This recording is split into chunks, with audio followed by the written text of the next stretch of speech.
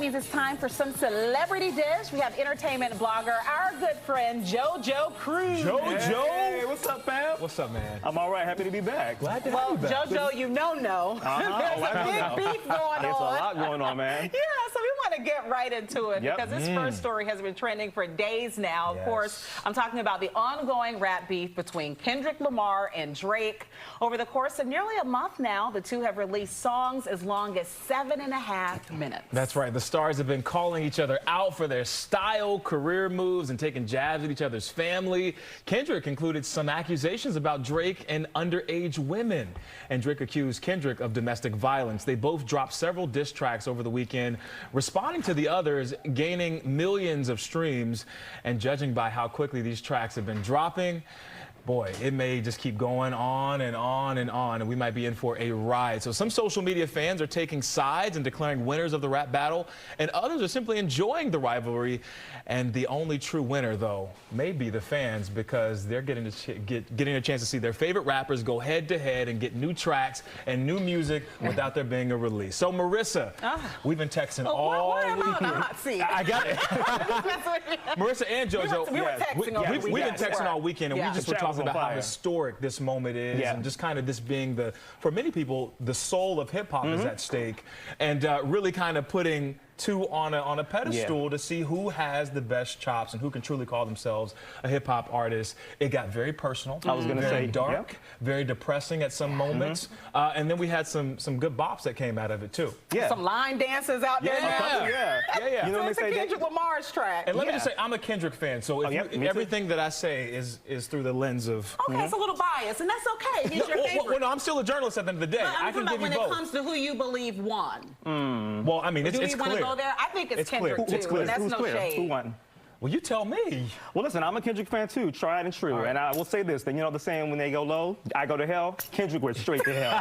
He went all the way I heard somebody say, when I go low, I go Kendrick. No, he went all the way down. When you go low, I go Kendrick. I like that. He won, I'm sorry. It was the bars, there was so many like bars and metaphors, and I was like, wait, I had to listen 3-4 times to the same song, like, wait, what did he just say? I had to pull up the lyrics on Google.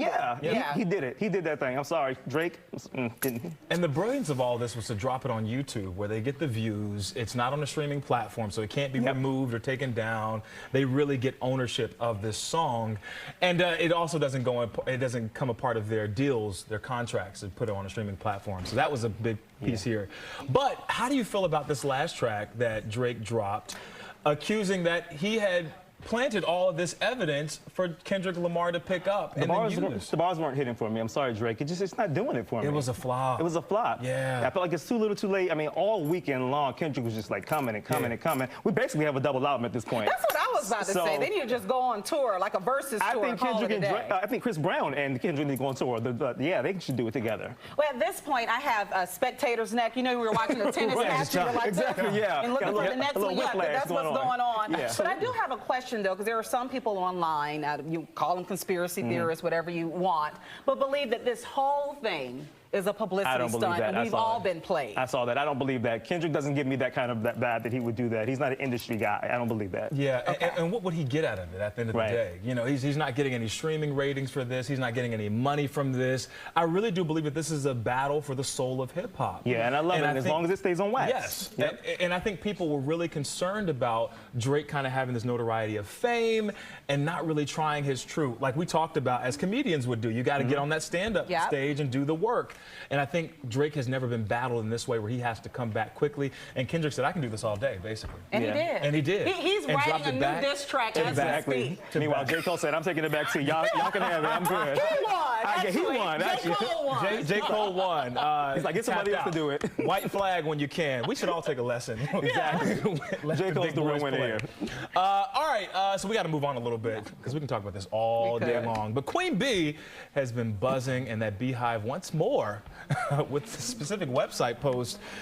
Chris, I know folks are kind of saying that her picture is leading to maybe a tour, but I don't know. I mean, Bee is so cryptic, you just don't know what's coming out of her camp. Yeah, that's right. But I think fans are hoping there's going to be a tour, and they have new clues for why they think that. Beyonce fans think that the music icon may be ready to go on tour again, and it all because of her website, the singer's Cowboy Carter World Tour website. website, actually, because if you click on that link, as you see in that Jasmine Brand headline, it now links directly to Beyonce's Ticketmaster page. However, there are no tour dates posted, and there has been no official announcement yet. Her fans, well, they're excited, but also worried about their bank accounts. Comments flooded that Jasmine Brand post saying things like, "Girl, we don't have the money." Others saying when those tour dates come through, they better be for 2025. Marissa, we have talked about this a little bit too, about how it may also be like something more like a residency where fans have to come to her instead of her traveling the world to come to them. I'm glad you brought that up. This is the receipt, ladies and gentlemen. You heard it here first. I think she's going to do a residency at the Sphere in Vegas. I do too. Where U2 performed recently, and I think that's what all the hype is. I do not think it's going to be another tour, not this quickly. And I prefer that because at this point I got Janet, I got Usher, I got Chris Brown, I got Tank, I don't have any more money, Beyonce. Can we wait until next year and do it? Like, give me a break. Get your coins up. Slow down. Yeah, the Sphere doesn't have the capacity, I think, for what she is trying to create. But visually, think about what she can do with that stage. You know she's all about creating major productions. I think she could build a Sphere with the money that she has and create her own experience, much bigger, much more profound. It would be a benefit for the Sphere, not her, in the other end of this. So I guess we got to see where Beyonce, her head is around this particular track. I don't see this as a touring track, to be honest with you. I don't think it's a tour either. We agree on that part. Yeah. So, I don't know. We'll see. Queen Bee always has something up her sleeve. Yeah, she Either may way, drop a movie. you have Whatever your it is, money the people ready. are going to come. Yeah, regardless. People are going to come. They'll find the money. The one other clue that was out there was her Bin Country website also posted a picture of a ticket stub from one of her previous tours with the word "sold out" written across it. So they're dropping those breadcrumbs. In the meantime, let's talk about another queen. We have to talk about Madonna, because she performed over the weekend and she set a new world record in the process. 1.6 million people turned out to watch her wrap up the Celebration tour. Take a look.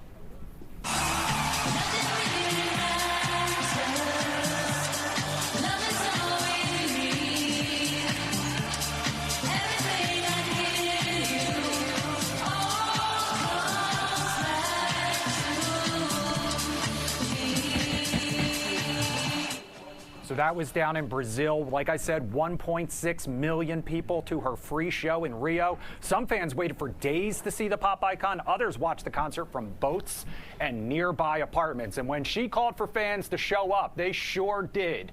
1.6 million strong. Her biggest show ever and a record for a solo artist, guys. Madge, once again, in case you forgot, she is the queen of pop. I don't have flowers, but I have this. I want to give Madonna her flowers because she deserves. I saw this video, the overhead shot, Chris, online and shared it on my Instagram because it's been over 4 decades. Right. And Madonna is still pulling fans. This number is astounding. And you got to congratulate her on that. She is a queen at what she does. She is undisputed. I'm sorry. Yeah.